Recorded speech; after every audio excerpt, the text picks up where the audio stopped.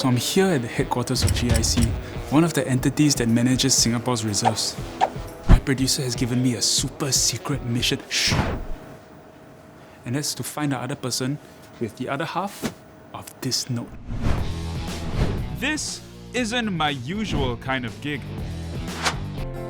Baby, if you hold me, then all this will away. But I've always been interested in what makes Singaporeans tick. I'm Sam. I'm 32, and by the time I was born, Singapore was already a success story. This is the only Singapore I've ever known. Clean, efficient, rich, and somewhat sterile. So in this two-part series, I want to discover the lesser-known story of Singapore through objects. Things that made an impact on our nation.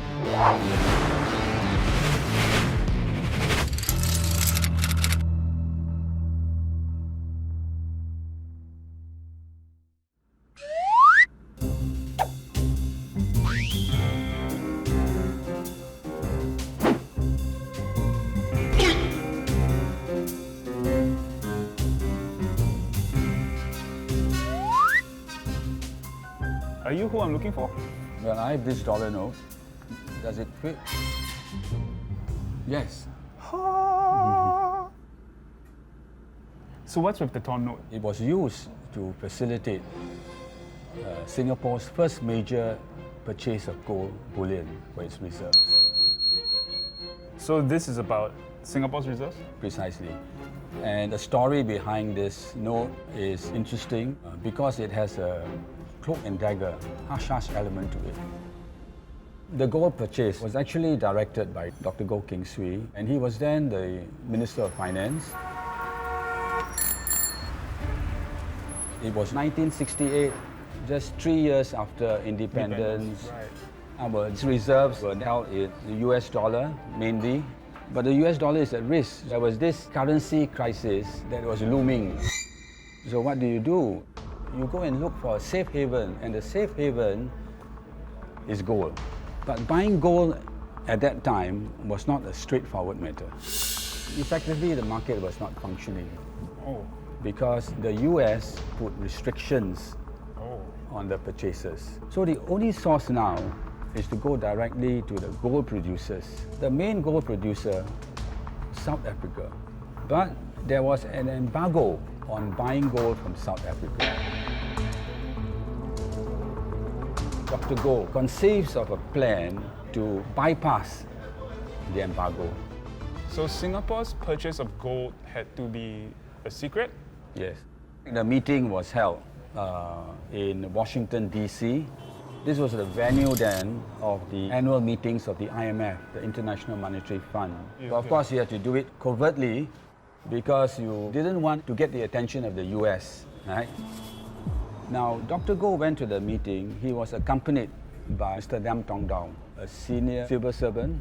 We were fortunate to be able to interview him. So what I'm going to tell you now is his eyewitness account. Before the meeting starts, the South African finance minister drew the curtains tight, and then he turned on the television set, raised the volume to block out listening devices, listening bugs. Wow. I just got chills when you said that. The meeting was brief. They came to an agreement on 100 tons of gold at $40 per ounce.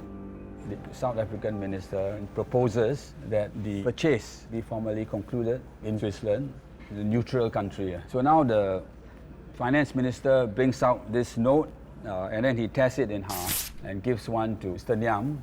And then he says the other one, he will leave it with his emissary. And when the two meet, they will verify, their identity by matching the notes, just like you did today.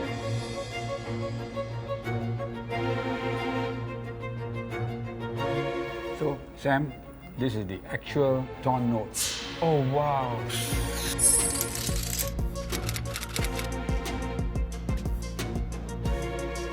Without this torn dollar note, would Singapore be very different right now? Possibly, because by purchasing gold, Dr. Goh was able to preserve the value of our reserves at a time when markets were so volatile and we could have lost a lot So 1971, President Nixon cut the US dollar link to gold. 1980, gold reaches $800. $800. I mean, from $40 to $800, that's like quick math. Yeah. 20 times? 20 times. And now we have this pool of reserves that are so important to Singapore. I mean, if you think about the COVID years, Yes. for instance, right? We were able to weather this global pandemic, right? Because of our reserves. I've always known the Singapore reserves to be like this massive top secret piggy bank. And one of the things this stash is used for? Maintaining the value of the Singapore dollar. But there was a time when this was the main currency here. The Spanish dollar. You see, in the early days when Singapore was a bustling port settlement, traders from all over the world came here with their own currency. The Spanish dollar was the MVP of money because it was made of pure silver. But there were other currencies traded too. So it was like a financial Wild West, where even buying a bunch of bananas could be a complicated affair. So let's say this costs $1 Spanish dollar. Hey, this one can discount, huh? This one very right already. Fine. Let's say I hand over 3 Dutch guilders, which is about 1 1/4 Spanish dollar. And I get 1 Indian rupee as change, which is about 45 cents. Which means I only pay about 80 cents for this bunch of bananas. Still got discount on it. Eventually, the British got tired of this free for all, and in 1898, they introduced the Straits dollar. Pegged to the British pound sterling and backed by gold, it quickly became the main currency for trade in the region. This meant that goods could now be priced consistently. And so, Singapore's status as a trade hub was cemented. In those early years, a lot of Straits dollars were spent on these. Looks like a bullet, huh? No, it's the packing for the Chandu. I'm sorry, Chandu? Yes, the Chandu is the refined opium. The British colonial government sold opium in order to raise revenue to run the country. So what you're saying is Singapore sold drugs? They wanted to control the sale of opium, so they packed it into tubes like this. So it could not be imitated. So in this form of a tube, the buyer would destroy the tube before they could place the opium into their pipe. Okay, so it's like a one-time use. So how was something like this made? So in order to make it, you had to press it into a press machine. They had to be filled and sealed. That was a manual process. So the packing plant was at the bottom of this hill. The manager and the supervisor would live in this house where we are today. Now it's converted into a museum. Bukit Chandu took its name from opium itself, right? So this is called Opium Hill. We're literally on Opium Hill. Exactly. How much opium would be in a tube like this? Well, one of these tubes would contain 2 poon. So how much would something like this last? He would finish it. The entire thing like in one day? Yeah. Who would be smoking opium like this? The majority of those who smoked were the Chinese. Mainly the laborers, the coolies. The work they did was back-breaking. And so something like this would help them to relieve the pain, because opium relieves pain in the muscle. So how much would something like this cost back then? About 40 cents at that time, but his income for the day would be 80. So half his salary. So if a lot of the coolies were addicts last time, does that mean that business was very good? Oh, it was tremendous. Let me show you that. Nice. Okay, after you. The white lines are the revenue from opium, and the grey lines represents total revenue that the British government earned. Yeah, it looks like almost half of the revenue. Yes. Wow. What was the revenue used for? Well, it paid for almost every expense that was occurred. Remember that the free port status prevented them from collecting tax. So you could say that Singapore may not exist as it does today without opium.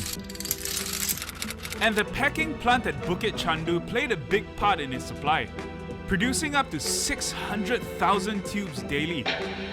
But I'm learning that that's not the only thing this hill is famous for. And it has a surprising link to a familiar shoe brand.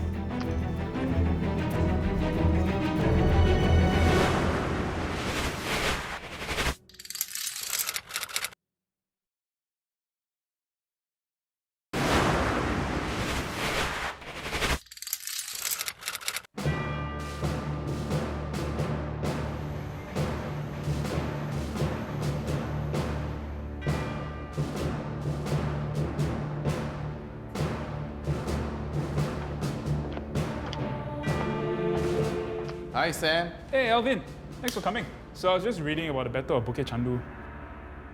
Yes, the Battle of Bukit Chandu was part of the larger Battle of Pasir Panjang. This was the last stage of the Japanese invasion during World War II.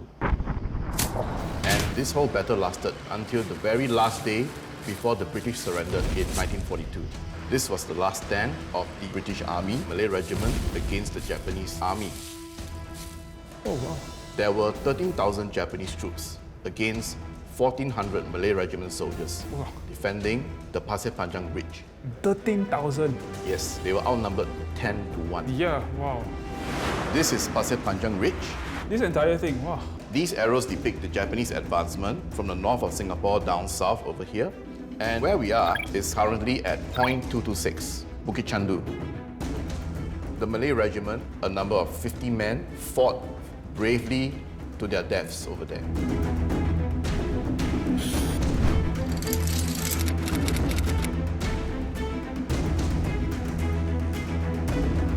Most of this museum is dedicated to remembering and honoring them. But did you know that there was a group of Czechoslovakian men who fought alongside with them? Czechoslovakia, man. Yes. Why were they fighting in Singapore? Before the formation of the Singapore Armed Forces in 1965, do you know what was even before that?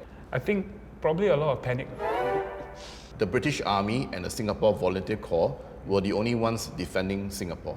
So these are the insignia of the Singapore Volunteer Corps from that era.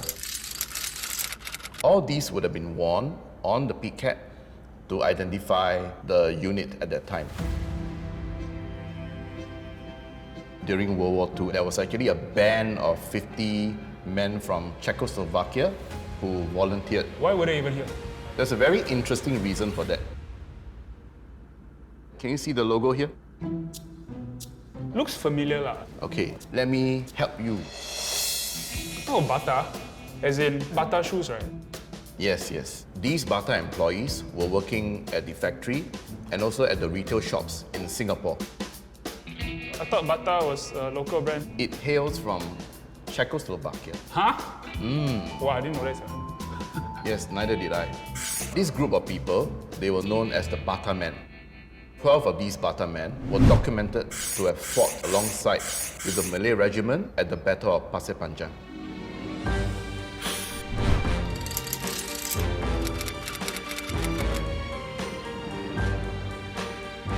I never knew the Bata shoes I wore in school had this connection to the Japanese invasion. This war was the start of the end of 140 years of British rule in Singapore. I wasn't around back then, obviously, but I do know their legacy pops up in some unexpected places. So I'm meeting Yong, a heritage enthusiast and content creator better known as the Urbanist. So Sam, what do Chinatown, Little India and Kampong Glam have in common? They have the letter A inside. You're right, but they are also three of the most iconic ethnic neighborhoods in Singapore. Yeah, so these, what we call ethnic enclaves, actually did not grow organically, with the exception of Little India. They were actually designed and planned to keep races separated in Singapore. Separated. This is Singapore's very first town plan, and it was commissioned by Sir Stafford Raffles. It was drawn up by this person called Lieutenant Philip Jackson in 1822. Oh wow. Yeah. So, Right off the bat, right? Why does it only show the lower half of Singapore? There was no need to show anything else because this is really where everybody was concentrated. The port or Singapore River as we know it today. Why was there a need for like a town plan? So at that point, the population in Singapore was really growing. Raffles wanted to plan a town that's orderly.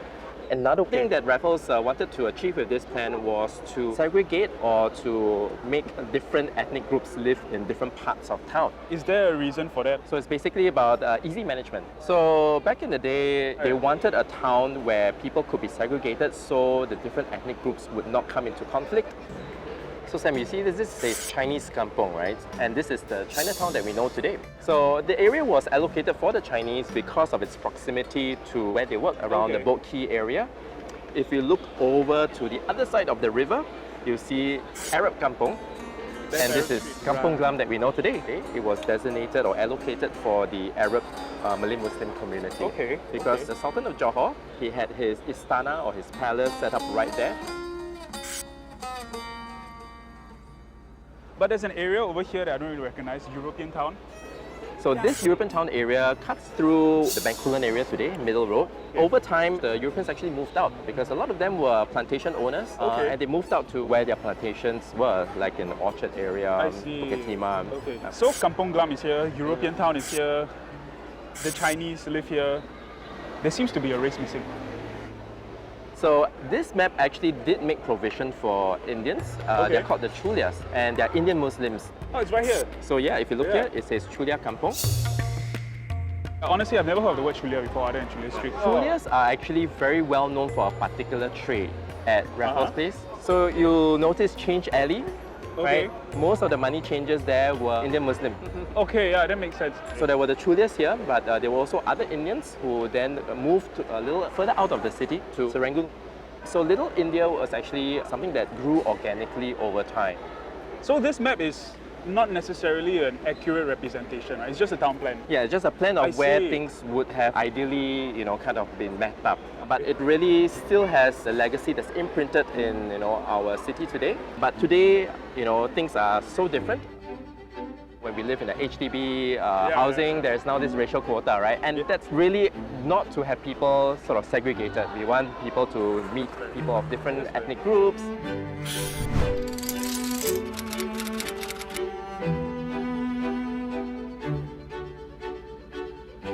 So we've kept the layout of the city but undid the racial segregation. This feels like one of the secrets about our heritage I've seen in your IG videos.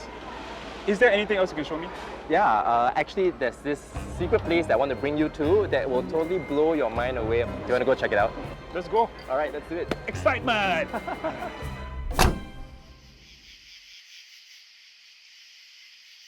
You brought me to a neighborhood park? Yep, totally. This is Mount Emily Park. This actually used to be the site of Singapore's first public pool. Opened in 1931. Wow, I wish it was still open, sir. It's very hot, right? Yeah. But today it is a quaint residential park. But there's a part of the past that still remains here, and it's at the shelter over there. So this is what I wanted to show you. So does anything stand out to you from this crest? Bottom half looks like the NTU logo. It's similar to the NTU logo.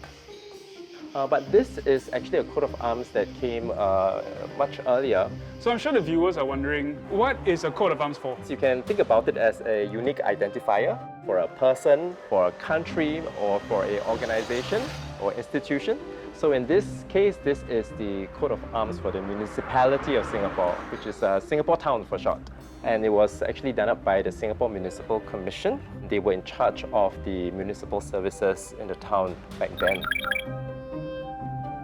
So this coat of arms was actually given to Singapore in 1948. This was right after World War II. After the British came back, after we were occupied by the Japanese, and they also wanted to assert some kind of authority back in Singapore. So a coat of arms like this will be displayed in public places, for example like this one where it used to be the public pool. So this coat of arms was displayed in public places just to remind everyone that the British were still around? Yeah, in a sense, the reason why I wanted to show you this coat of arms is this right here.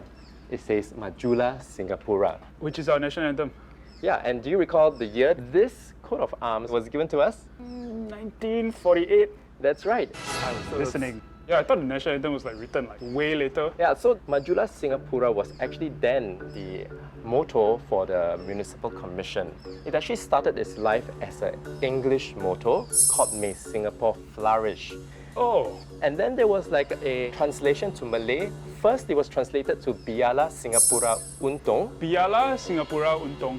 What does that mean? So Biarlah means let Singapore, and Untung means profit. So let Singapore profit. So it's basically the Malay version of what ah. Yeah, essentially that's right. But back then, people felt like, oh, you know, the word profit, not very aspirational, right? Yeah. So they wanted to change it, and they changed it to Majulah Singapura. Majulah Singapura means onward Singapore. And in fact, the city councillor actually encouraged everyone to say, instead of greeting each other good morning, Majulah Singapura, Sam. Majulah Singapura to you. Yeah, Majulah Singapura to you. That didn't catch on, huh? I don't think so. So is this what inspired the title of the national anthem? So Zubir Said, who wrote our national anthem, actually wrote Majulah Singapura first as a city council song. He was said to have been inspired by a coat of arms at the Victoria Theatre.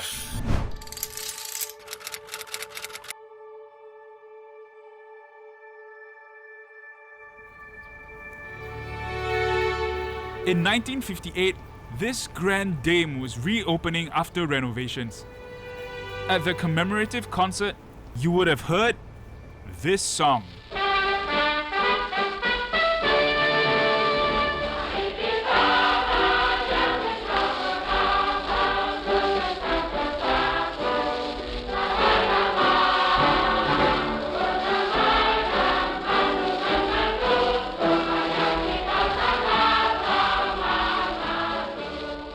Is what you heard on the vinyl was the original version of Majulah Singapura. I didn't know that was the first version. I've yet to see another copy of this, save for the copy that's in the National Archives and the museum. Because this is so rare, this is possibly one of the last few copies left in existence. And the vinyl looks very different. Back in the day, it was very popular to have these flexi discs, we call them.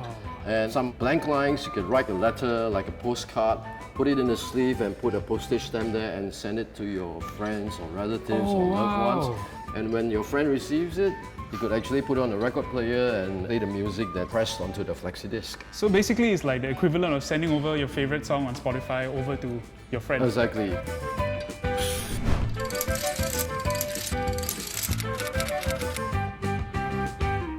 So I actually learned that Zubir Said was inspired by the Majulah Singapura on the motto of the coat of arms. So how did this become the national anthem?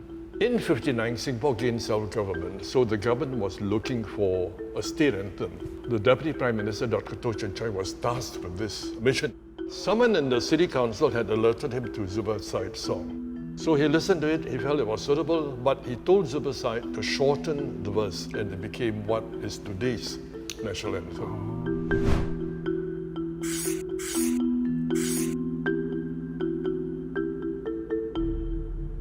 The current Majulah Singapura is a national anthem.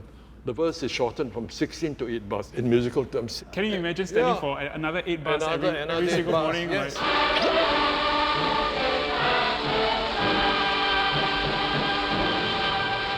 And in 1959, this is where the national anthem first debuted.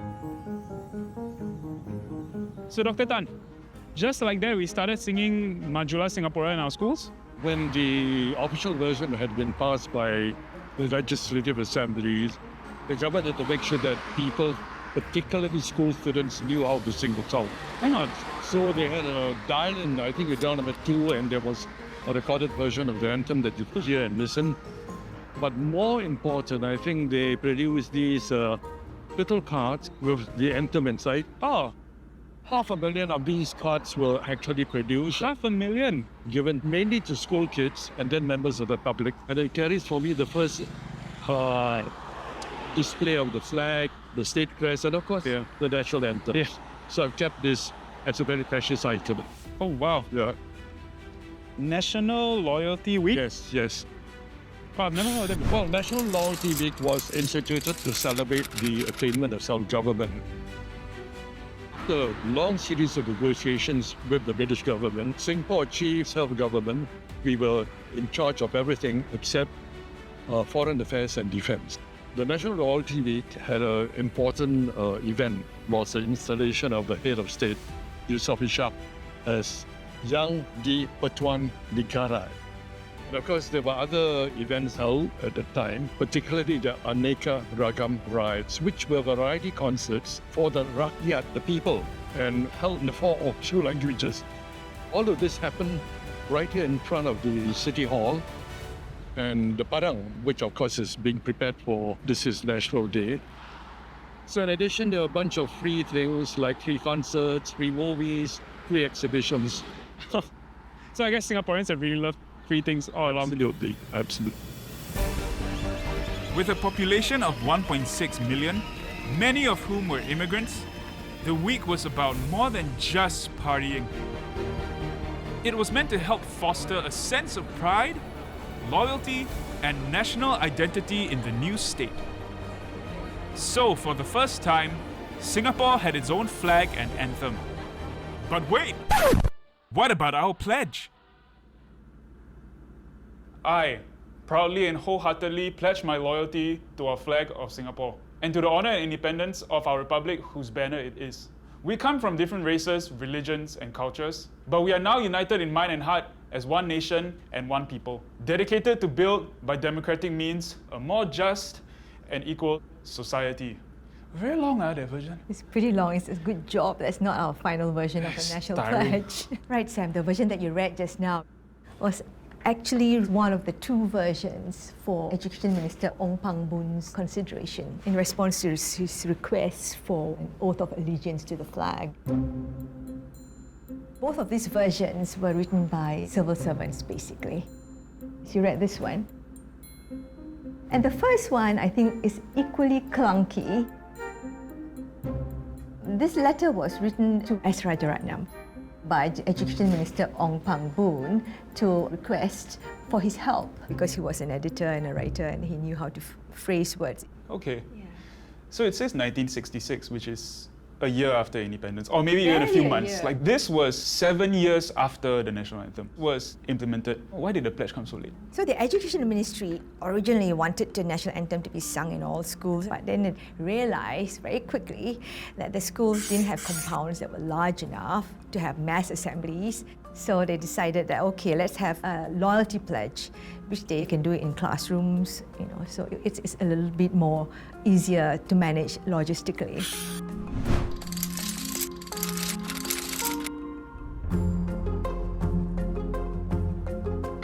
So this is Mr. Rajaratnam's reply. That's right. He rewrote the whole thing. Looks like it. So Rajaratnam was the one who came up with incorporating the idea of being regardless of race, language, or religion. That was not found in the previous 2 versions, which just talk about being multiracial. And the other major difference is that he talked about the kind of democratic society that we are creating, based on seeking happiness and progress by helping one another. That is intrinsic in his idea of the kind of society that we want to build. So this is the 3rd draft of our pledge. That's right. But it's still not our pledge. What happened? From available records, we can't establish whose hand it was that made the final refinements, but we can say for sure that it was Mr. Rajaratnam that was the principal author because he was the one that reimagined it as a national pledge. It was more for schools, for students to recite to the flag, but Rajaratnam reimagined it as something that will envelop and embrace all Singaporeans. What would have happened if I suggested a few things? Like, for example, if they just clap and go, Singapore! You see, that's like 3 seconds, right? I think Ong Pang Boon might have comments about that. I can't imagine Mr. Ong Pang Boon going, Dear Mr. Rajaratnam, clap, clap, Singapore. What make do you think? Amendments. Yeah, make amendments, please. He'll still come back with this one. Yeah, that's why I'm not the minister. So the final version of the pledge was first recited in schools in August 1966, exactly 1 year after independence. That was the same year that Singapore's name first appeared on an airline carrier. But this uniform actually was not made for Singapore Airlines.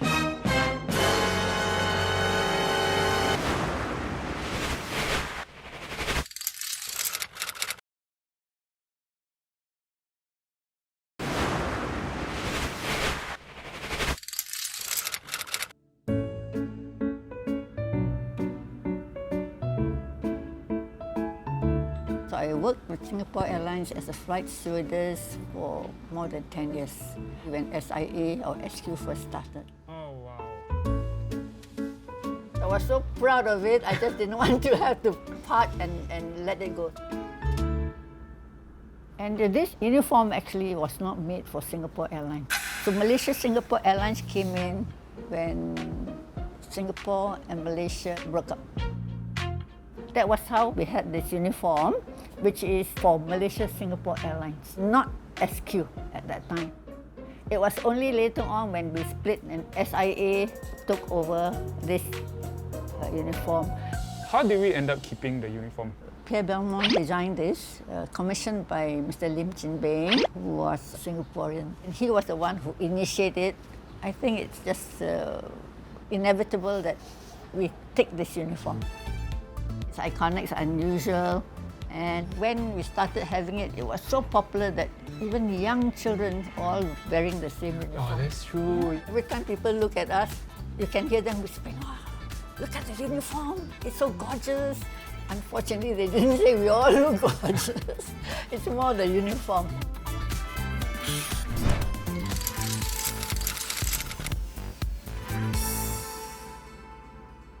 So do you keep anything from MSA? Something very, very small, which I found recently. This is from MSA days. This pin is pinned onto our cap, which is part of our ground uniform. I think politically there were some differences between the government, so that's where the split came in. So finally, when we were told about it, we just given a letter to say this is what is going to happen. Yes, from this date and this date onwards. Right. So you can decide, would you like to join the new airline, Malaysia Airlines, or you want to work with Singapore Airlines, which is also a new airline. Of course, Singaporeans, we chose to stay back for practical means. So for SIA, we got promoted. The girls got promoted. 20 girls were promoted. And this is the first time, or this was the first time that ladies were promoted. Prior to that, no, only the guys. Including you, right? Including me. It's a story I know. SIA shot for the skies and is now one of the best in the world. But while that story was taking flight, another industry was beginning to stall. Did you know that from the late 1940s to the early 1970s, Singapore was already making movies? Like, a lot of them. To cater to the demand for Malay language films in the region, two studios, Cathay Keris and Shaw's Malay Film Productions, released over 250 movies in less than 30 years. Singapore was basically the Hollywood of the Malay world. And the biggest franchise was the one I was scared of the most in secondary school. Pontianak. This vengeful spirit from folklore and my nightmares packed cinemas across Singapore, Malaysia, and Indonesia. This 1957 movie was such a hit that it spawned 5 more films across 2 rival studios. But if you're hoping to catch a screening, you're out of luck. The original reel is lost, making the movie a legend, just like the Pontianak herself.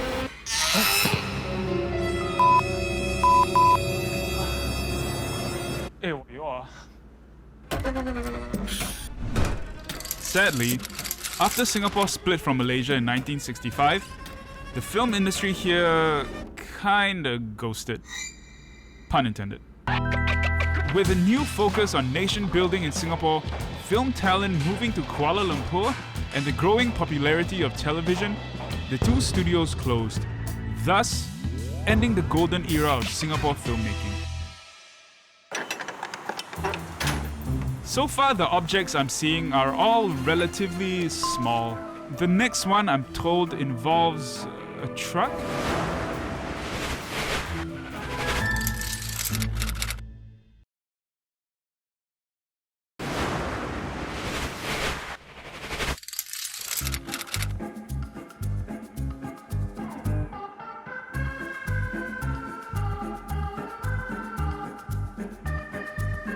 This is one of Singapore's few independent cinemas, and it's got that old school charm. But there's one thing missing.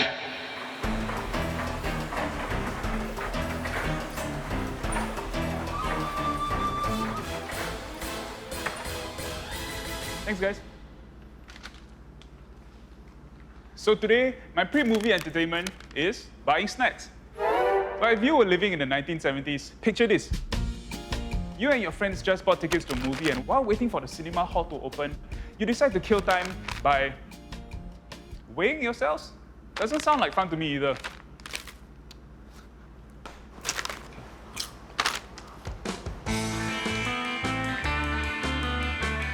These large weighing scales were considered pre-show entertainment in cinemas across Singapore in the 1970s and 80s. Back then, having a weighing scale at home was blissfully uncommon. So this was one way for the whole family to find out what their weight was.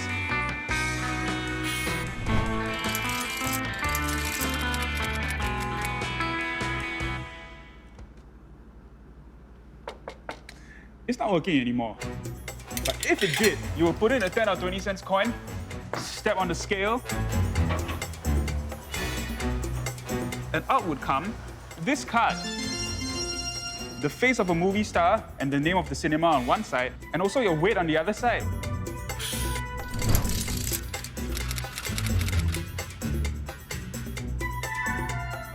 Wow, so fun. And this phrase, weight control is health control, has actually helped the VIP maintain his weight over the decades.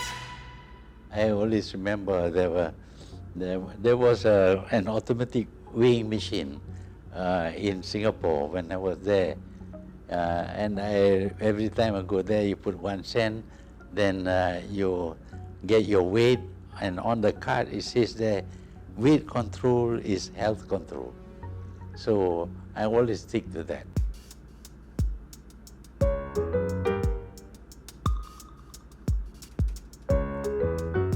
So that was a fun shot of nostalgia. Hiking pole?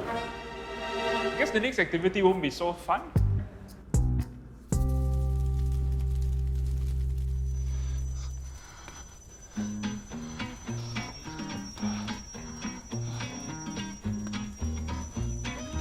It's really hot here. This is why I don't like hiking in Singapore. It's so humid. How much further?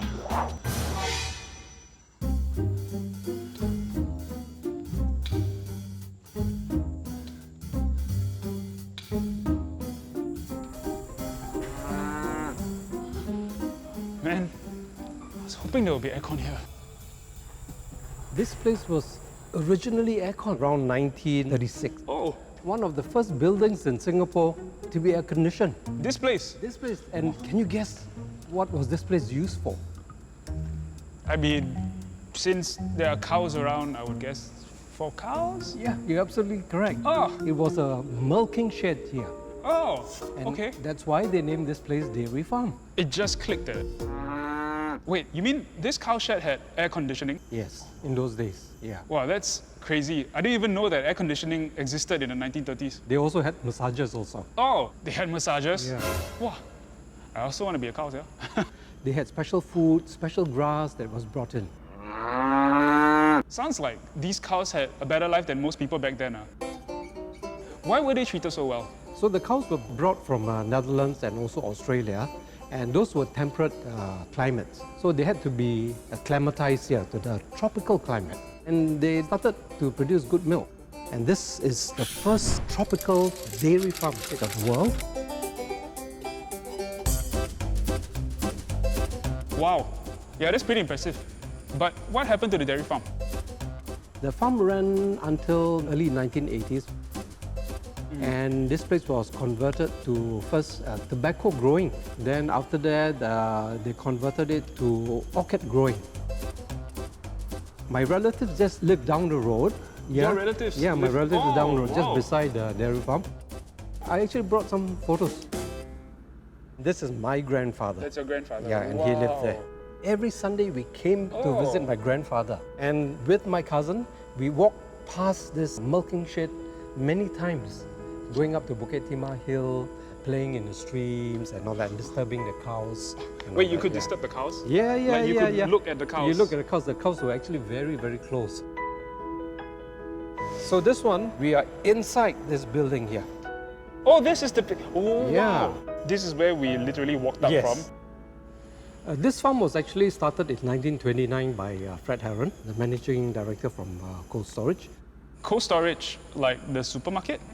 Yes, you had fresh milk every morning, which was brought by this truck to cold storage, which now where Center Point stands. My father and his brother actually took the milk truck to cold storage, and they walked up the street to SGI and they started there. So they hitched a ride on the dairy truck? Yeah, so it was like a taxi for my father and my uncle. The milk from this dairy farm was sold under Singapore's first homegrown milk brand, Magnolia. We all know the classic rectangular milk cartons, right? But if you went to school in the 1970s and 80s, these pyramid-shaped cartons would have been your recess treat. In 1974, the government rolled out the school milk scheme in primary schools. If you were underweight, the milk was free. Shiok, huh? Everyone else just paid a few cents lah. The goal was to improve kids' nutrition. And I would have qualified, because as much as I am the super fit man I am today, I was quite underweight until I was Sec 3. And hey, I think it must have worked, because by the time I was primary 1 in the year 2000, we were actually more worried about overweight kids than underweight ones. This packaging doesn't exist anymore, but Magnolia made one carton just for us to commemorate SG60. It was pretty revolutionary when it was first rolled out in the 1950s. And it's not just because of its iconic shape.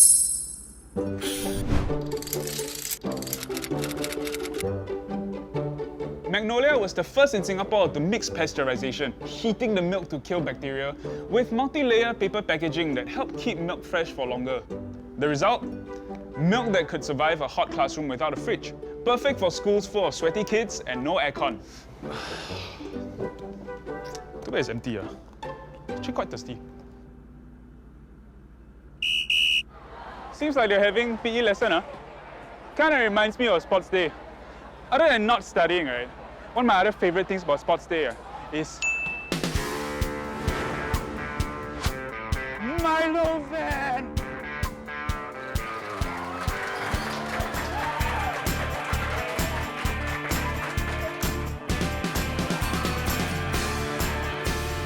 Everybody come here! Hey, stand behind me! Hey, behind me! Hey, behind me! Hey! Excuse me. Cheers. Yeah! Wow. You're very lucky, Uncle. You can drink this every day. Do you usually drink before the kids drink? Yes, I have to do the testing. I taste for the correctness of the flavor. The last time I drank something like this, right, was in secondary school, 20 over years ago. Actually, you look a bit familiar. I think I've been about 1,000 sport event.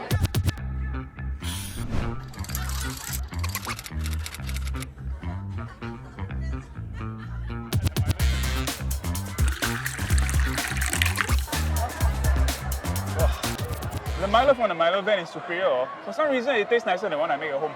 So, Uncle, actually, what is the secret to the Milo van Milo? No difference. There's no difference. So, meaning there's no secret formula? No secret formula. It's a surprise, right? Really, man, Uncle? I don't believe that. Yeah, it's true. It's confirmed. Confirmed. It's the same. It's the same. My producer actually brought her own Milo from home that we can try, so we can see the difference. We can test, okay. We're gonna try the first one. Okay, second one. Hey, this one's nice also. But I'm gonna guess, right, this one is the Milo van. Yes, correct. Can really taste the Milo van-ness. That's not a word, but I can really taste it. Yeah. I think you call me a Milo connoisseur. Expert. Expert already. So means I can drive the truck. Can? Can?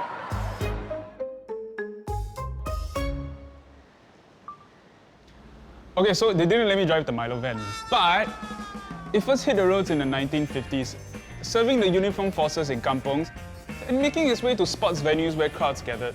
Over time, it even endorsed our local sports heroes. Now that my sporting days are over, I'm just gonna sit here and drink my fill. I think the tiny cups are what makes it taste different, huh?